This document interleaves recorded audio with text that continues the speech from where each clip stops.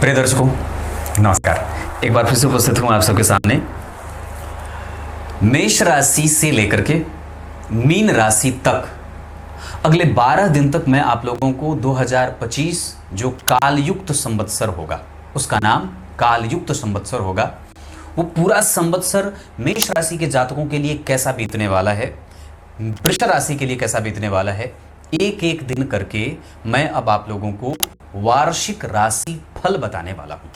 शुरू करते हैं आज का कार्यक्रम। बहुत ही इत्मीनान से बैठना होगा और ये समझना होगा कि पूरा एक वर्ष 2025 उसमें हमारे शनिदेव हमको क्या कुछ देने वाले हैं, देवगुरु बृहस्पति बदलने वाले हैं, वो हमें किस तरीके से प्रभावित करेंगे, राहु और केतु का गोचर वक्री गति से हमारे राशि को कितना प्रभावित करेगा, यही जानेंगे आज के कार्यक्रम में। और ये अगले 12 दिन तक सभी राशियों के लिए होगा। अगर आप मेष राशि और मेष लग्न के हैं तो ये आपको अंतिम तक कार्यक्रम देखना चाहिए। साथ ही साथ अगर मेष लग्न के हैं तो भी पूरा देखना चाहिए, और अगर सिर्फ मेष राशि के हैं और कोई अन्य लग्न बना है तो भी आपको देखना चाहिए। इससे पहले कि मैं बताऊं, शनिदेव का परिवर्तन मार्च महीने के अंतिम में यानी कि 29 मार्च को होगा। कुंभ राशि से वो देवगुरु बृहस्पति की गौण राशि मीन राशि में परिवर्तन करेंगे। जहां जैसे ही शनिदेव का मीन राशि में परिवर्तन होगा, वहीं पे वो कुंभ राशि, मीन राशि और मेष राशि के ऊपर 7.5 लगाएंगे। साथ ही साथ धनु राशि के ऊपर से ढैया का प्रभाव रहेगा। इसके अतिरिक्त देवगुरु बृहस्पति का भी परिवर्तन इसी वर्ष होने वाला है। जैसे कि आप जानते हैं कि शनिदेव एक राशि पे पूरे 2.5 वर्ष रहते हैं, इसी में वो वक्री होते हैं, इसी में अस्त होते हैं, और वहीं देवगुरु बृहस्पति भी लगभग 1 वर्ष तक एक राशि में रहेंगे।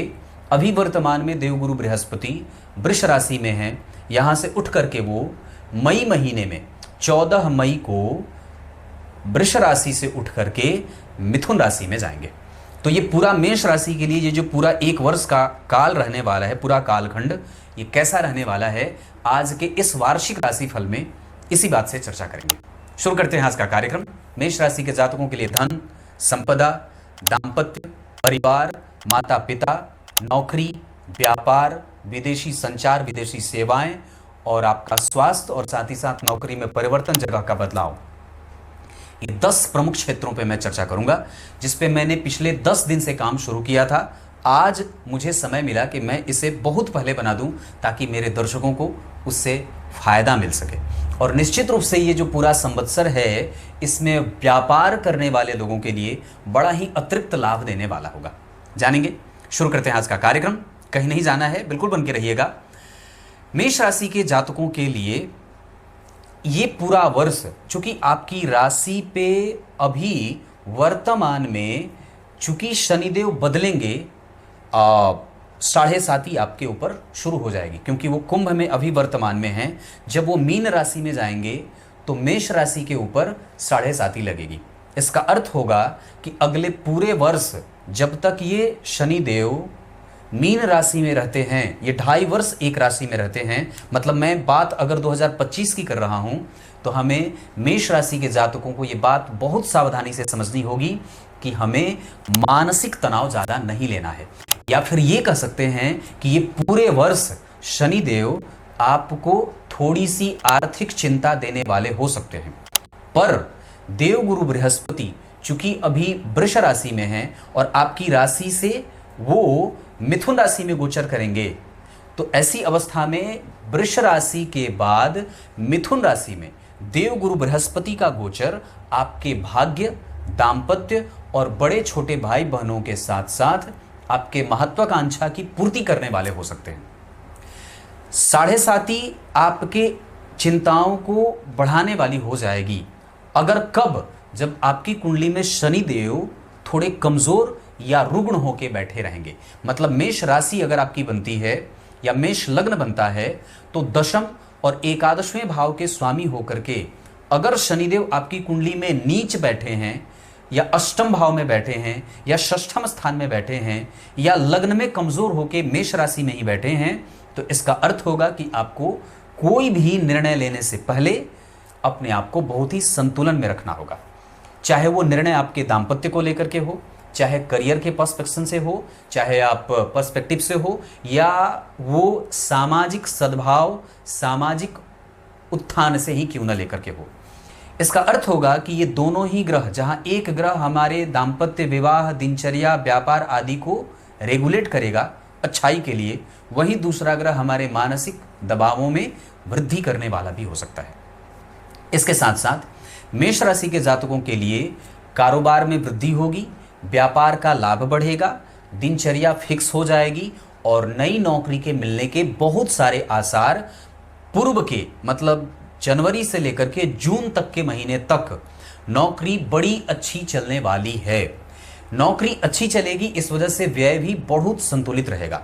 लेकिन 6 महीने के बाद जो उत्तरार्ध के 6 महीने रहेंगे, जून, जुलाई, अगस्त, सितंबर, अक्टूबर और नवंबर के बाद दिसंबर, इन 6 महीने में आपको काफ़ी सजगता से, सावधानी से अपनी नौकरी और अपने बॉस के साथ संबंधों को बनाने के ऊपर विचार करना होगा। मेष राशि के जातकों को नौकरी में और व्यापार में संतुलन बनाने के साथ साथ, अगर साइड बिजनेस कोई करते हैं तो बहुत ही संतुलन बनाना होगा। पूर्व के महीने में तो 6 महीने तक बड़ी ही अच्छे परिणाम देखने को मिलेंगे, पर अगर नौकरी के साथ साइड बिजनेस करते हैं तो निश्चित रूप से आपको उत्तरार्ध के 6 महीने काफ़ी सावधानी से निर्णय लेने चाहिए और इस दौरान आपको सबसे ज़्यादा ध्यान अपने पार्टनरशिप पे रखना होगा। दूर के ऑर्डर को पहले पूरा करें अंतिम के वर्ष में, मतलब जो पूर्व के 6 महीने जब बीत जाएंगे उसके बाद के 6 महीने के लिए आपको दूर के ऑर्डर पे पहले ध्यान देना होगा। दूर के ऑर्डर पे ध्यान देने के साथ साथ विदेश यात्रा और कहीं अगर काम के लिहाज से अगर कहीं जाना हुआ तो सावधानी बरतनी होगी। लेकिन अगर आरंभ के 6 महीने की बात करते हैं तो वो काफ़ी बेहतर और अच्छा परिणाम, अनुकूल परिणाम देने के मामले में सही साबित होगा। ये तो रही कारोबार की बात। साथ ही साथ अगर बात करते हैं मेष राशि के जातकों के लिए दाम्पत्य और परिवार के साथ संबंधों की, तो मेष राशि के जो लोग अभी अविवाहित हैं उनके विवाह के नए सूत्र भी बंधेंगे। अगर दोबारा विवाह है या एक बार आपकी शादी या विवाह टूट चुका है और दूसरे विवाह में जाना चाहते हैं तो इसका अर्थ होगा कि ये दोनों ही ग्रह आपके पुनर्विवाह के योग भी लगाएंगे। साथ ही साथ मेष राशि के जातकों के लिए पुराने संबंध जो रुके हुए थे, चाहे मित्रता का हो, चाहे पत्नी रूठ करके चली गई हो, उनके दोबारा से वापस आने के संकेत भी मिल रहे हैं। अगर हम थोड़ी बहुत सावधानी बरत लेते हैं तो हमारे संबंध हमारे ससुराल वालों से भी बड़े ही बेहतरीन बन जाएंगे। ये पारिवारिक फ्रंट पे मैंने बात की, अभी और भी बातें बाकी होंगी कि मेष राशि और मेष लग्न के जातकों के लिए हमारी दिनचर्या अच्छी होगी, हमारा कारोबार अच्छा होगा, हमारे पड़ोसियों के साथ हमारे संबंध अच्छे होंगे, हमारा व्यापार और भी ज़्यादा उत्कृष्टता को प्राप्त होने वाला होगा। साथ ही साथ अगर हमें कोई नया पार्टनर बनाना हो, नया टेंडर लेना हो, नए कारोबार में इन्वेस्टमेंट करना हो तो ये जून से जुलाई का महीना काफ़ी लाभदायक साबित हो सकता है, मतलब पूरा 1 माह।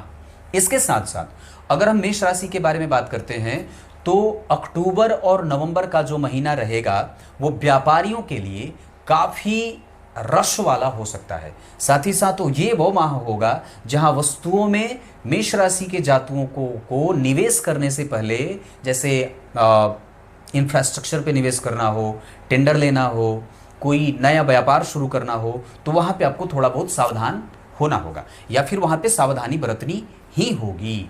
कुछ और भी स्थितियाँ जिसमें अगर सिर्फ नौकरी करने वाले लोग हैं तो मेष राशि के जातकों के लिए पूर्व के 3 महीने जनवरी, फरवरी और मार्च, इतने तक आपके नौकरी में स्थान परिवर्तन के कोई विस्तृत योग नहीं बनेंगे।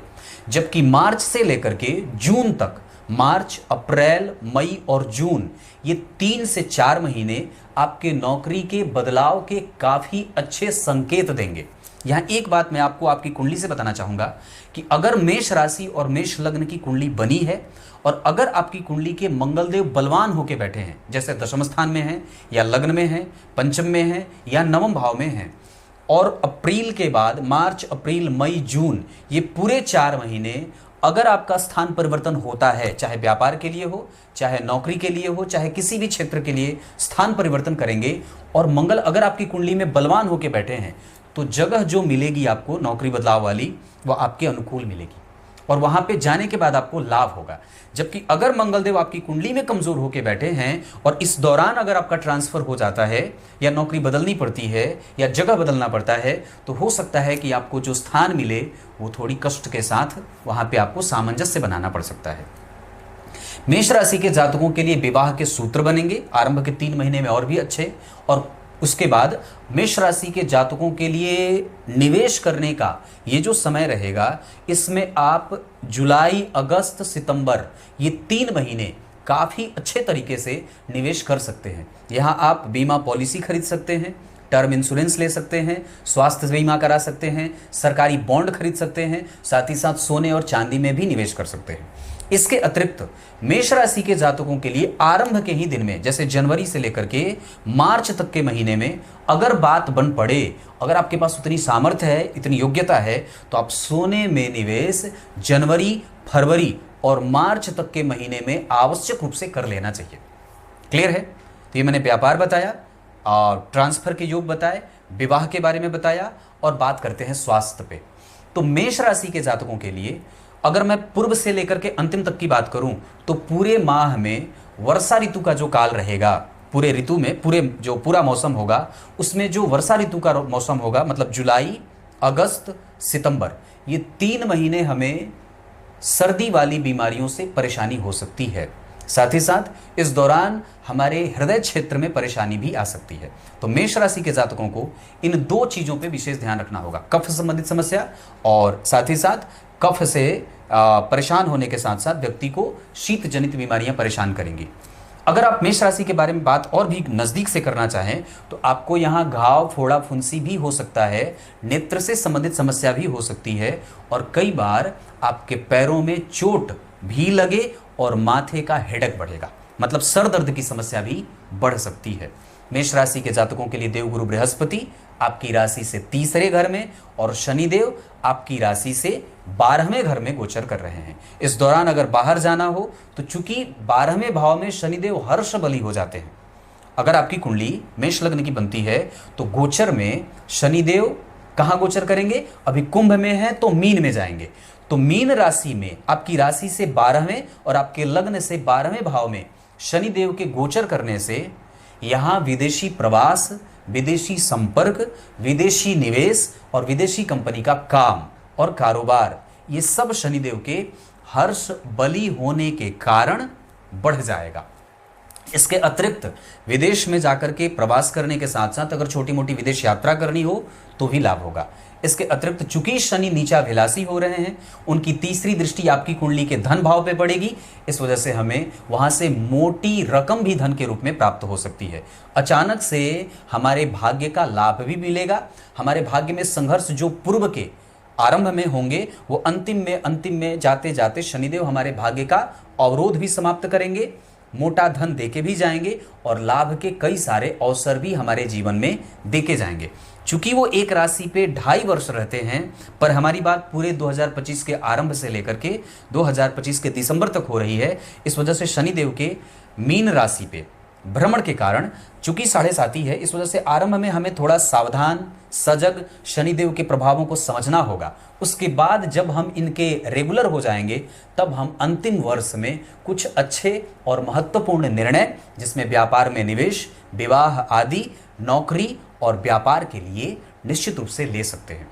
ये मैंने पूरा आप लोगों को मेष राशि के लिए पूरा एक परफॉर्मा बना दिया कि ऐसा हमें ये काम करना होगा। अगर दान पुण्य कुछ इस वर्ष पूरा करना चाहते हैं तो सबसे पहले तो हमें दान जब भी करना चाहिए तो अपने जन्म के नक्षत्र के हिसाब से करना चाहिए। मतलब जो आपके माह है, जन्म का माह जो हिंदी महीने से है, उसमें तिथि देख लीजिए, शुक्ल पक्ष है कि कृष्ण पक्ष है वो देख लीजिए और नक्षत्र देख लीजिए। उसी नक्षत्र के दिन आप कुछ भी अपने वजन के बराबर दान करें।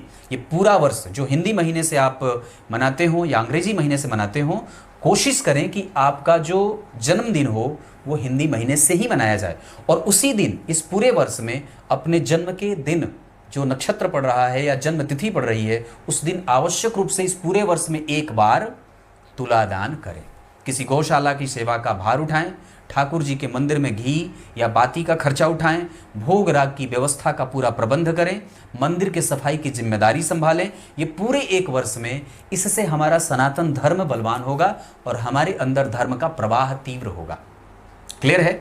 नौकरी बदलनी हो तो वर्ष के अंत में, नौकरी में ट्रांसफर है तो वो मैंने बताया है मार्च, अप्रैल, मई, जून तक।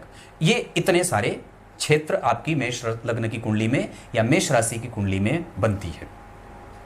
इससे और भी अच्छा मैं बताऊंगा आगे, जो राशिफल का कार्यक्रम जाता है या अलग अलग बता दूंगा, पर ये पूरा एक चैप्टर हुआ मेष राशि मेष लग्न के जातकों के लिए पूरा वर्ष का वार्षिक राशि फल। टोटल मिलाकर के अगर मैं मेष राशि के जातकों के लिए बात करूंगा तो आरंभ के 6 महीने बड़े ही महत्वपूर्ण हैं। इस वजह से इसमें किसी भी प्रकार की कोताही और आलस्य बरतने की कोई आवश्यकता नहीं है। जितना ही ज़्यादा इस 6 महीने में आप मेहनत कर लेंगे तो आधे जो 6 महीने बचते हैं, हो सकता है कि उसमें थोड़ा व्यापार कम भी चले तो आप उसकी क्षतिपूर्ति पहले ही कर चुके हैं। इस वजह से इस बात को मैं आप लोगों को बताना चाहूँगा कि मेष राशि मेष लग्न के जातकों को पूर्व के 6 महीने में पूरे ऐसे वर्ष भर आपको मेहनत करनी होगी, पर 6 महीने आपके लिए काफ़ी कारगर साबित होने वाले हैं। उपाय मैंने जितना बताया है बस उतना ही करना होगा, और मुझे लगता है कि मैं सभी राशियों के लिए यही लगभग उपाय बताने वाला हूं। तब तक के लिए बहुत बहुत नमस्कार।